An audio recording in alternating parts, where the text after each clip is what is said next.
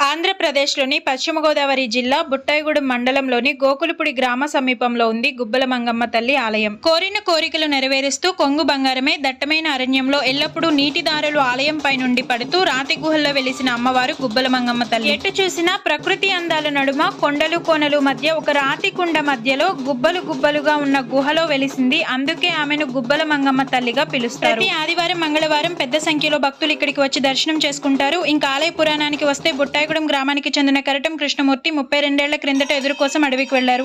సేకరించిన వెదురుతో ఎడ్ల బండిపై తిరిగి ప్రయాణమవుతుండగా దారిలో బండి తిరగబడింది.